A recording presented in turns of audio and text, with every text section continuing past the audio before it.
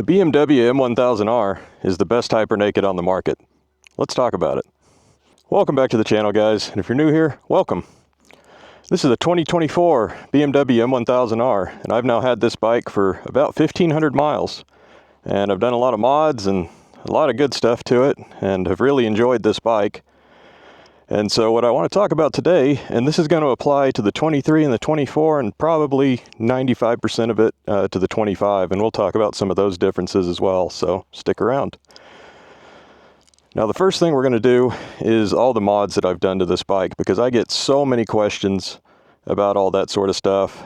So if you don't watch the whole video, at least stick around through this. I will probably answer your question on what's on this bike. So let's get started. So starting at the front, we have the EvoTech axle sliders. I pretty much did them for aesthetic, although they do offer protection and they're very easy to install and they really aren't that expensive, so not bad. This is a big one that I get a lot of questions about. This is from Ilmberger, Germany. They make all the BMW OEM carbon, so it's a perfect match. If you're looking for Ilmberger carbon in the US, Motovation USA is a distributor. A lot of times they have stuff in stock, sometimes they don't. You know, your other option is just Ilmberger Germany direct. The shipping's kind of killer, but a lot of times you'll get it quicker if you just order it from them directly. But another thing I asked is, does it actually do anything? And yes, it's still a naked bike. You're not going to change that. If you don't want a naked bike, just get the sport bike, right? But it does take the wind off your chest, and it does just make the bike more pleasant in general. So that's a worthy upgrade. Just behind there, we have the EvoTech radiator guards. I think those are absolute necessities on any bikes that are going to be in the road and traffic and all that good stuff. So we'll get into it more on the ride, but these mirrors are from HJC. One of the negatives of this bike is the mirrors from OEM. They vibe, they're pretty useless. In fact, they are useless. This fixes it quite a bit. They still vibe a little bit, but they're totally usable. And in that same vein, we have bar weights from EvoTech. These are an absolute must-have on this bike. If you buy this bike, just buy them as soon as you pre-order the bike or you're going to pick it up. Just order them, get it done. Because it's such a, inline fours are vibey. These are particularly vibey bikes, and it was to the point when I first got this bike that my right hand was going numb after about an hour, and it was just unpleasant. So I got these weights, and it fixed it, man. Like, I mean, there's still, I don't even notice it anymore. Like, that's how little vibration there is. But these are a lot heavier than the OEM ones, and they also can fit the factory mirrors. They have the OEM cutout, direct bolt, good to go. Get that. Right here, I replaced the water cooler guards, is what they're called. It's a big plastic piece. Carbon's from Ilmberger. All the carbon from this bike is from Ilmberger. One thing to note, the badges, there's no holes. So the stock badges, they have locating pins with adhesive.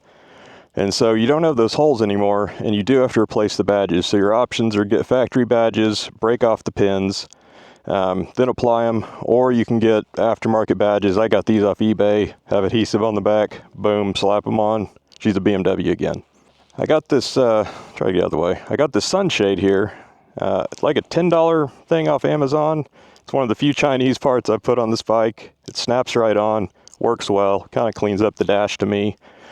Really just an aesthetic thing, but you know, if you like it, go for it. It's easy. Might be able to see down low, we have the belly pan, also from Ilmberger.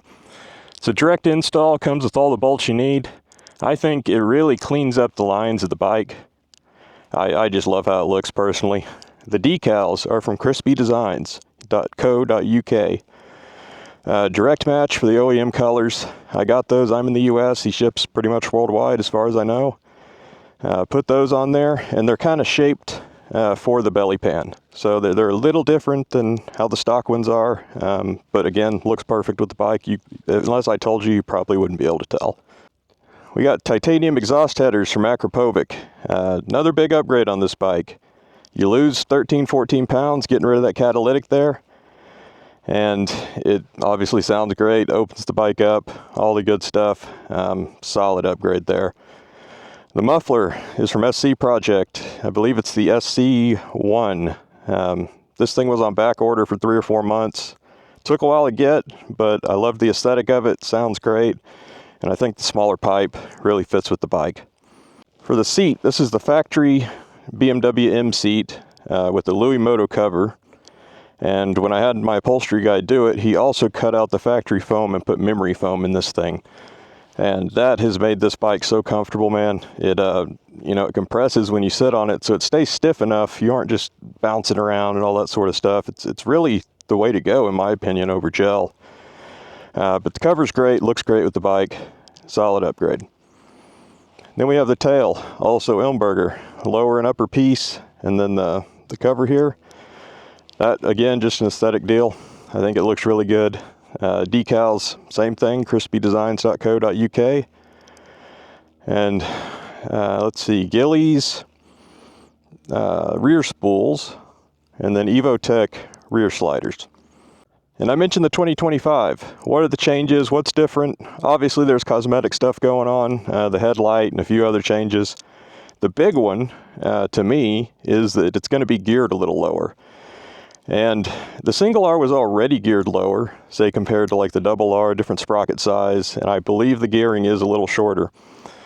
On the 25, that's probably going to upset some people, like you're losing some top end, but personally, I think that's a really good idea by BMW, because this is already a pretty good city bike. I mean, it isn't a 400, but it does it, and it isn't upset doing it. And so to actually lower that gearing, it'll just make it better, right? And, these bikes top out 160, 170. I think some people have had them higher, but man, like once you're past 150 on one of these naked bikes, it's rough. Like you aren't going to stay there. And so if your new absolute top speed on this bike is 160, 165, I would do that trade-off all day personally. So let's get into why I think this is the best all-around naked bike that you can buy on the market. And we're going to hop on the bike and we're going to talk about it. So first things first, why do I think this is the best naked bike on the market? And there's a lot of things that come into play with that. Probably the headline of it would be that this bike is just so agreeable in every situation that I've really ever put it in. It's almost a Jekyll and Hyde. If you just want to be chill and cruise around, cool. If you want to be a madman, cool. It's up for it. And, so I compare this to the others that are on the market, or at least the ones kind of that I would consider if I was looking to do it all over again. And that would probably be the Street Fighter from Ducati. The KTM 1390 Duke, I like a lot. Shit, it's a big old pothole. I like the 1390 a lot, but with everything going on with KTM, whether it's the engine issues or the bankruptcy, and I just wouldn't touch a new KTM with a 10-foot pole, as the saying goes. So that one crossed off the list. The new Honda Hornet looks seriously cool. I think the price is great. I don't know if they're going to come to the US yet, but that would be an option. I would look at that bike. But, since we're talking hyper nakeds, I'll leave that one off the list. So really, I would think it would come down to the ZH2 or the Street Fighter, personally.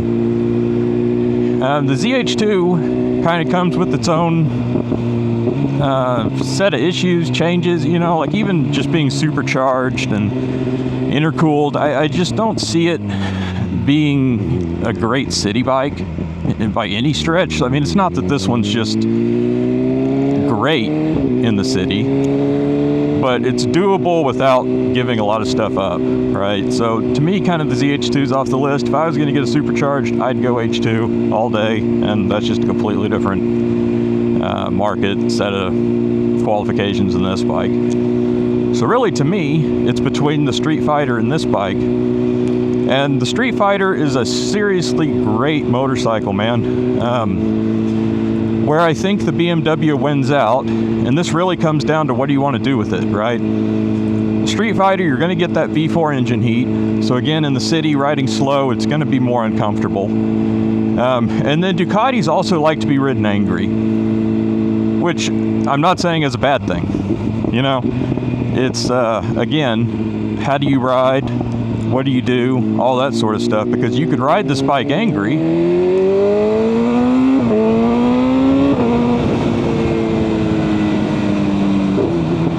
or you can ride it chill, you know, just go down the road. When I came down here, there's still ice and stuff in the road, so I'm being a little careful around here. But anyway, it's not that, again, that the Ducati can't do what this bike does, but I think in certain areas this bike really excels over it, as far as just ease of use, comfort, all that sort of stuff. If you're just looking for something to rip on everywhere you go, which this bike will do, by the way, but I would still check out that Ducati. I don't see any downside in comparing them, you know. So just spending almost 1,500 miles on this motorcycle, I've taken it about everywhere that I would take any normal bike. It really excels at roads like this. It really excels in corners, areas that aren't, ice freaks me out. Areas that aren't just extremely high traffic. And it's not that it won't do it, but that'll lead me in kind of one of the cons of this bike, and it's really a naked con, not just an M1000R con. But when I'm on the interstate or any highly trafficked highway, these bikes are very susceptible to buffeting. You know, like, I mean, you'll be doing this. I mean, you'll feel it, man. It isn't like being on a fully fared bike whatsoever. So that can get to you. It really can. Again, is it not doable? Heck no. It's totally doable. It's just when you compare the comfort of this bike in that situation compared to a sport bike, you know, the double R, whatever else, it just can't really compete in that realm. But it's all a trade-off, right? Like this bike, you're in an extremely comfortable seating position. It's comfortable, man. Like I could do hours on this bike and it's not a big deal. And if you're on, it isn't as much speed, although you are just very exposed to the wind. But I could be going 60, 70 miles an hour on a road like this, and it's not really remotely uncomfortable to me.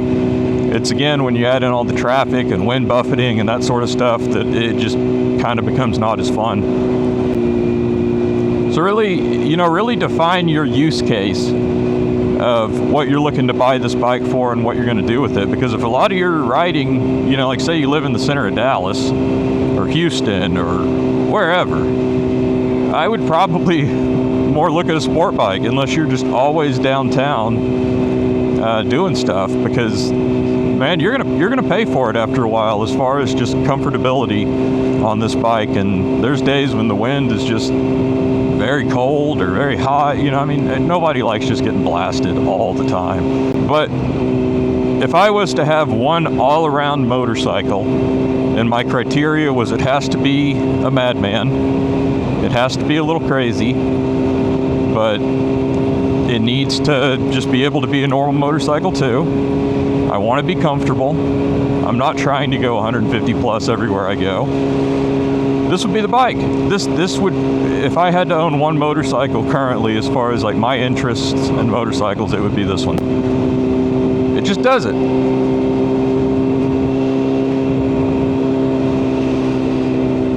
And so that was kind of the first negative about this bike, I would say, would be highly trafficked highways. It doesn't excel at that, whereas it excels in other areas. The other would be what I mentioned earlier with the mirrors. The factory mirrors are useless. I don't understand why BMW did it that way. Again, these HJCs, I think they look a little better personally, but they don't vibe. They're usable. I can tell what's behind me.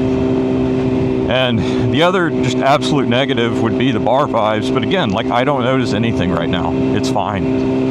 The Evotech bar weights truly fix it. And again, it's not an expensive fix. It's not like you can buy this bike and you have to put thousands of dollars into it. You could do all of these fixes for 150 bucks. And The other initial downside on these bikes, and this is across the board in the US particularly, from what I've gathered from some European guys and Australian and whoever else has told me about it, the overseas bikes don't seem to be as restricted as ours are.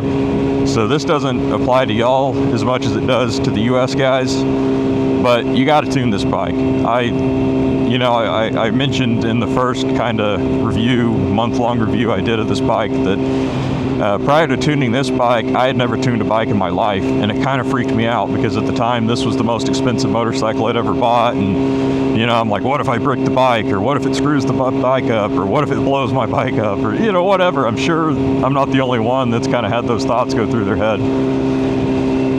But as a result, this bike just feels so much better. And by the way, the tune that I have is from BT Moto. I had the Stage 1 for a while, and a month and a half ago did the Stage 2 with the velocity stacks and the air filter.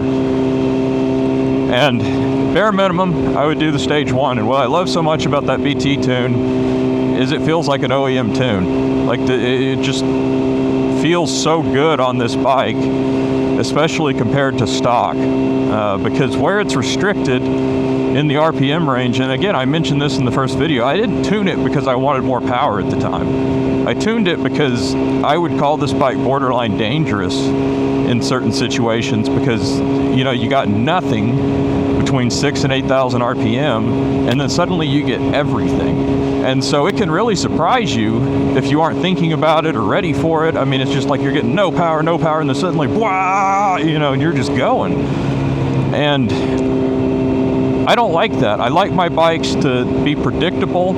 I like to know if I give it this much twist in the throttle, I'm going to get this much oh shit. And that's just where I like it to be, So the tune would be one of my must-have mods. Must-have so far, we got the bar ends, the tune. The exhaust to me is optional, but highly recommended by myself, because you can feel that weight loss just in itself. Then add in how much better the bike sounds, how much better it's breathing and running.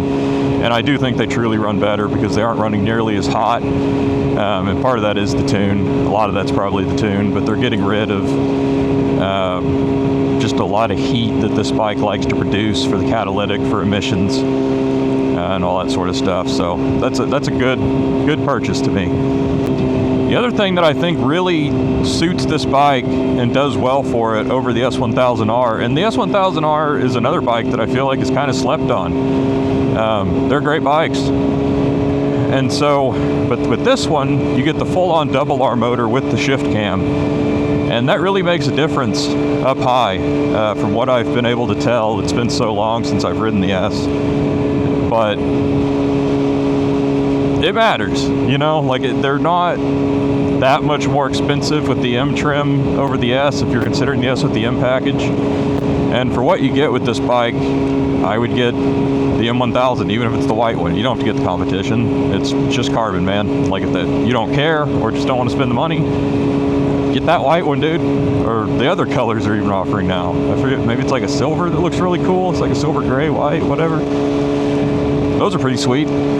Suspension, let's talk about that. This has the electronic suspension, the same as on the double R. And it's good suspension, don't get me wrong, but it's also not Öhlins.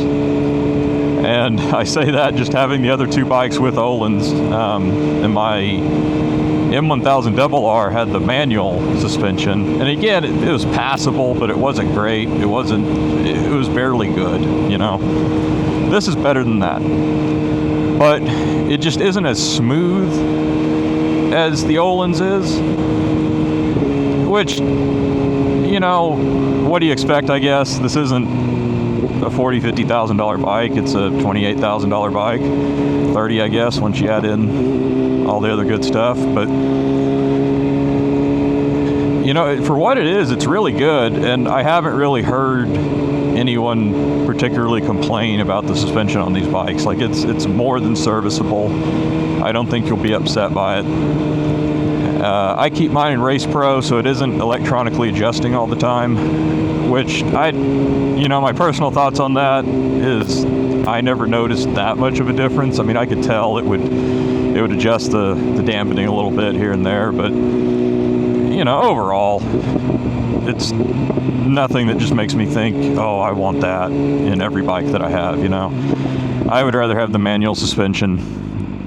So, especially for me, I'm a big dude. I'm 6'3", and ideally, I end up swapping springs on bikes because they just generally aren't sprung for me, which is fine. But with manual suspension, that's much easier. Swapping springs on a DDC bike is pretty difficult, man. It took me a lot of time. There's not much out there for this bike and other DDC bikes, and it kind of becomes one of those things that you may end up having to just get a DDC block plug from like Alpha Racing.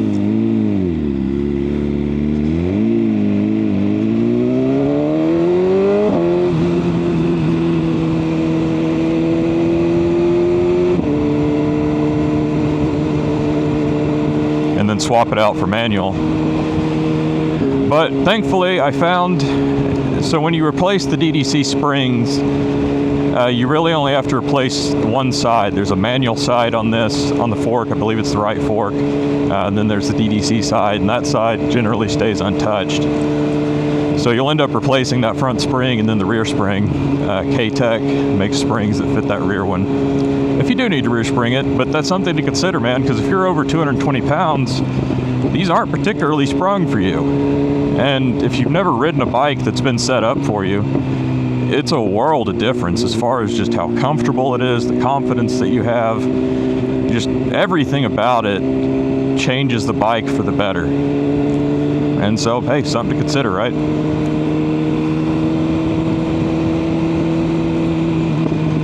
And so I'm going up here. I'm wanting to take this bike into the city a little bit just to show you that it's absolutely doable.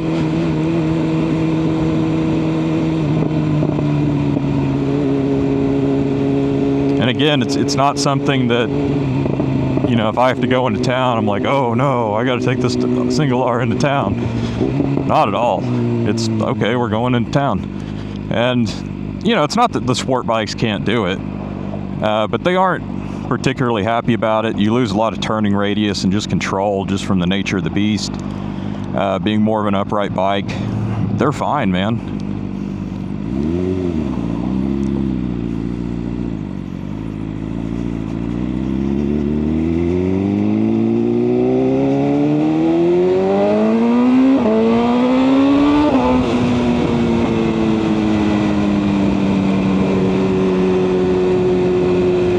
Don't be like me.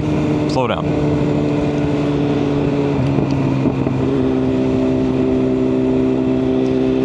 But, like I was saying, in town or just city streets, like let's say 45 miles an hour, I'm in fourth gear here. I could go into fifth. We're just cruising along. It's not a big deal. And so overall, this is just a very enjoyable bike to ride. And the only place that I'm not just full on enjoying it is the interstate. And again, throw back to what are you going to do with it? If you're going to be riding back roads and like more secluded highways and city and all that sort of good stuff, like this is the bike for you, man. Like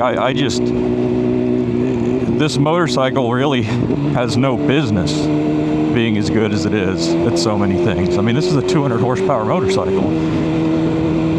And you can just cruise around on it, and it's not a big deal.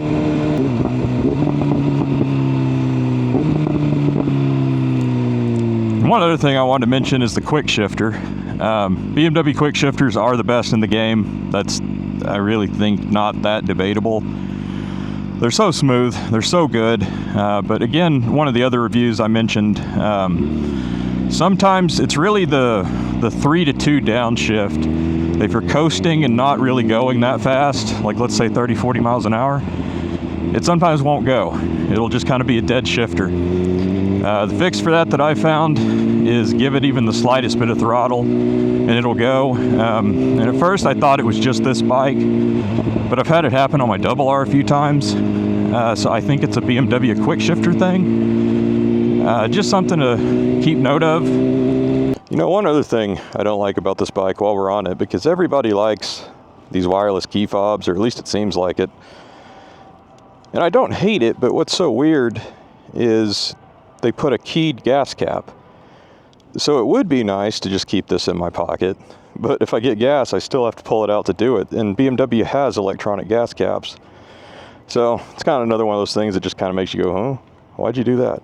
Also, replacing the battery on this thing. I just like keys, man. I don't think it's that big of a deal. I don't think it's just some great thing.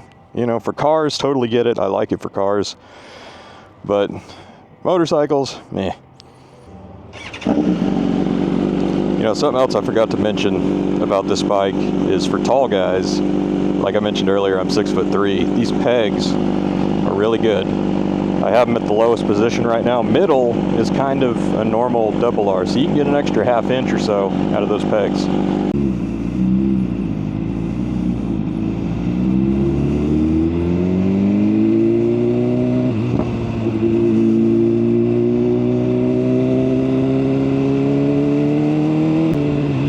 So to close out on this bike, I love it.